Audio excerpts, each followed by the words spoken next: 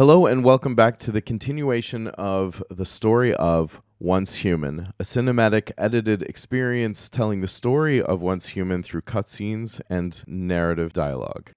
A long road stretches between us now and Meyer's Market in the Broken Delta as we make our way up to meet Claire, Mary, and the other survivors who've made their way there, hopefully to find more answers about Rosetta's experiments, the deviant crossover, and our own history with the two. Meyer's Market is as close as one can get to a post-apocalyptic commerce hub. Pulling up, we meet a few of the encampment's decision-makers, hoping to talk our way in and reunite with our companions. Of course, the residents have challenges of their own.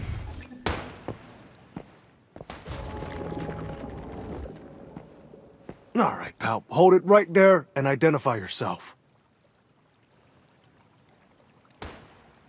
Oh, yeah. You've got one of those weird backpacks. Cradle, right? Hold on a sec. I'm gonna check with the mayor. I'm right here. Let the Mayfly in. Understood, ma'am. Maxie Rodriguez. I'm the mayor here. I haven't seen a Mayfly in a while. It's good you're here, though. I have a pretty unique problem that needs solving. Strange is putting it lightly. It's been about half a year now.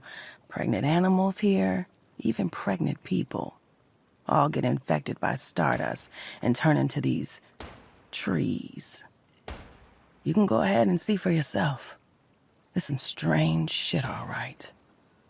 Here, this is what I mean. Agnes Joy used to be the best weaver in town. Now she's like that. The only one in Meyer's Market. Thank God. Yeah, Agnes is perfectly healthy for a tree. Plenty of green leaves. She's just not a person anymore. I figured there is a transcendent behind all this. If you still think you can handle it, we'll reward you well. There's an abandoned hideout by the river that might be connected to the problem. I'd start there first. Good. I'll warn you, though. It's not the safest place out there. Naturally, we agree to tag in on the investigation into the strange affliction that's turning Meyer's Market residents into petrified tree-like forms, and whether or not there's any hope to save or restore them. She directs us to an abandoned hideout to search for leads and any transcendent involvement. Turning our attention back to the current task, we seek out and find Claire. Yeah, once I knew what happened to my team, I had no reason to stick around Deadsville anymore. The journey could have been worse, all things considered. And while business is still slow, I gotta say, it's a lot nicer to be here in Meyer's Market than in Deadsville. Although, the food here could really use some spicing up. For example, have you ever heard of something called sofrito? No, it's a base sauce for cooking. It used to be really popular in Latin America and the Mediterranean. Usually you cut up a bunch of garlic, onion, peppers, tomato, and cook them all together. It's supposed to be super aromatic. Ooh, or what about feijoada? I've only heard of it, but it's supposed to be this rich bean stew with beef or pork, and when you eat it...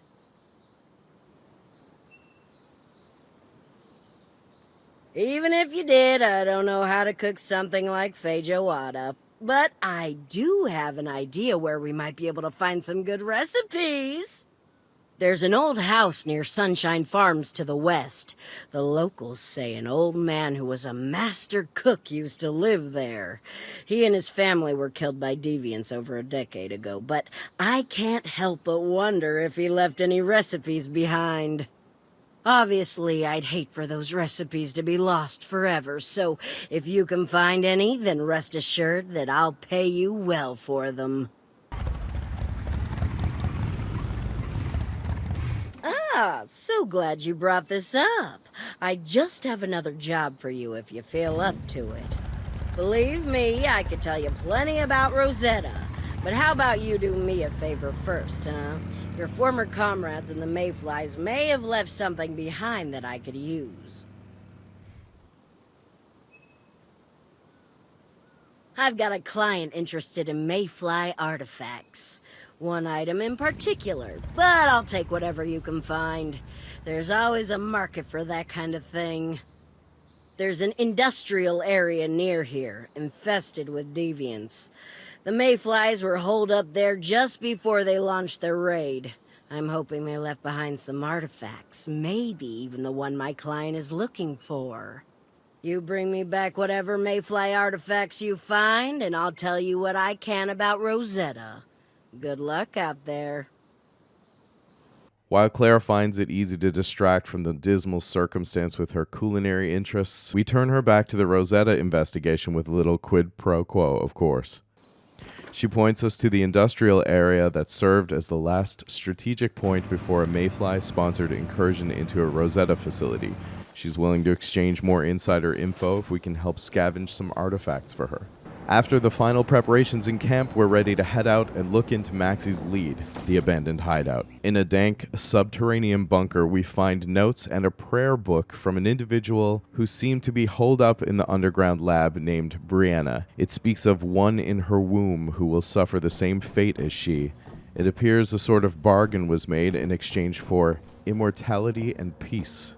Seeking more clues in the lab to explain the tree curse anomaly, we find some remnants of trees twisted by the same affliction, but when we interact with them, we're exported into another vision and shadow realm, a mirror of the lab in a corrupted parallel. As we navigate the twisted landscape, we experience the shades of Brianna's memories that begin to shape the story of what happened to her and her unborn child. Thanks for sharing your food with an old traveler like me. I wanted to give you this book as thanks. You're welcome, but this is just a bunch of weird-looking symbols. I can't understand any of it. Don't worry about that. Whenever you're feeling down, simply flip through its pages, and it'll give you the strength to carry on. Remember, Brianna, there is a higher power out there. With its help, the child you are carrying will grow to be as big and strong as an oak tree. That old man wasn't lying. Every time I open this book, I feel at peace. I know it must be a deviation or something, but it's still the only thing that's brought me comfort since Hayden died. I've left some canned corn, instant oats, and goat's cheese in the pantry. If you find yourself in trouble, make sure to call for help, so the neighbors hear you. Thank you, Maxie. You've changed. So respectful all of a sudden. Really? My bad. Shouldn't you be getting along? I'm sure you're very busy. Nancy is worried about you, and so is Benjamin. You should consider moving back in with them. That way, things will be easier after the baby is born. Tell them thank you. But I'm staying here. I can look after myself and my child. Brianna, you're like a daughter to me, a sister. Can you at least promise me one thing? Promise me if you ever find yourself in trouble, you'll come find me. All right.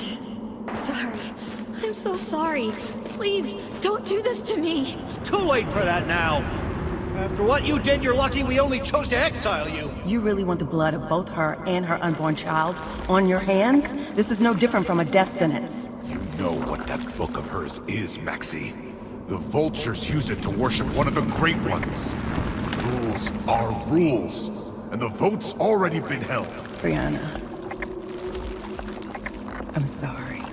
And so, after learning of Brianna's corruption through the Book of Runes, its deviation origin, Maxie's knowledge of her hidden whereabouts, and ultimately her exile and judgment at the hands of the Myers Market residents for her involvement with deviant worship, we're faced with the shade of the Treant Great One, and must fight our way out of the parallel realm before we are made its victim too.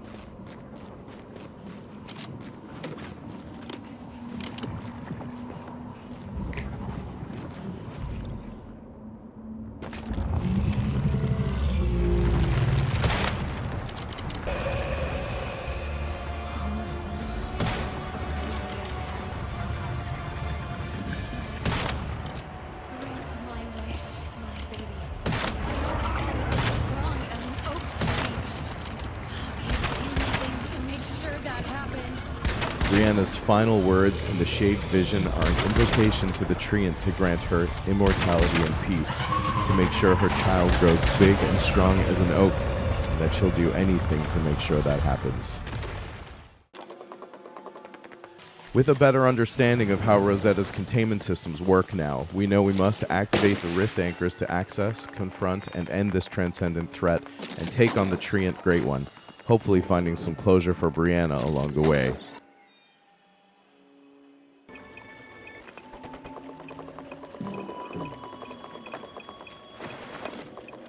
Down to the final rift anchor, we carefully make our way to the Gaia Cliff monolith, the final rift anchor, and the containment monolith holding the Treant Great One and the final piece of the puzzle in Brianna's saga.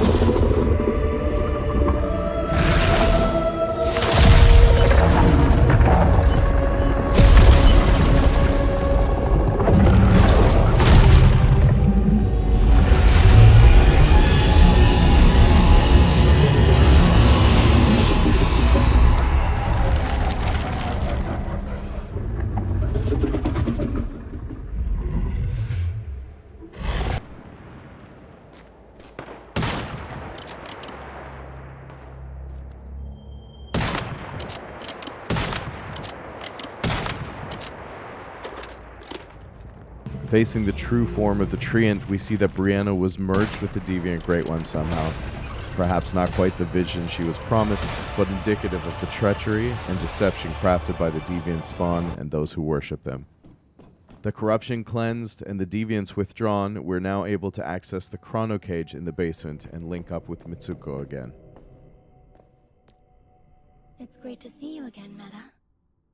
That little deviation you hold in your cradle threatened to lay waste to the Delta, and you contained it. Thank you. It's hard for the people of Nalcott to cope with these deviations and the pain they cause. I just wish I could do more to help. I'm sorry you had to accomplish what I wish I could do myself. If only I were stronger. If only I hadn't caused the mayflies to be destroyed by Rosetta, things might be different.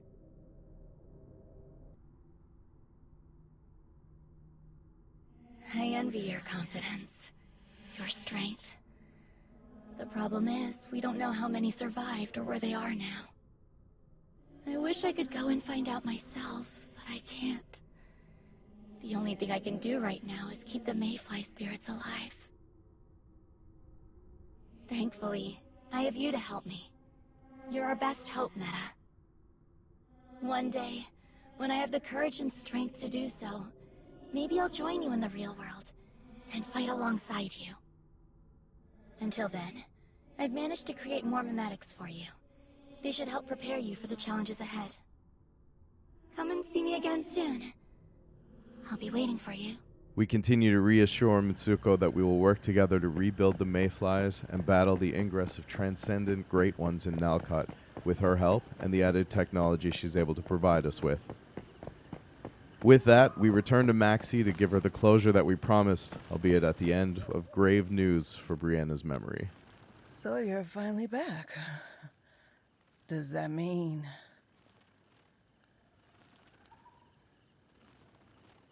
Good. My people will definitely be relieved. And, well, I hope Brianna will be at peace now. Here. Take the rewards we promised. Oh, and thank you. Can you hear me? It's Mary. I saw the light on the monolith went out. Good work. I've got some news for you, too. Come to the ruins of the Gaia Research Center in the west of the Delta. I'll be waiting for you there. In good time, it seems Mary has had luck on her end too, with some new information at the Gaia Research Center in Iron River. What could be a break in the mystery surrounding Rosetta's involvement in the events that released the deviants into our world. As the challenges mount and the road ahead becomes more perilous, we'll need a new approach, new technology, and new allies to bring the fight back to Rosetta and end the continued transcendent threat. I'm Twin Sticks and Ties, and if you like this cinematic breakdown and telling of the once human storyline, please don't forget to subscribe, like the video, maybe help share it out. It would do me a great honor and help me continue to produce these story of segments on the games we play and love. So until next time, we'll see you right back here for episode 4.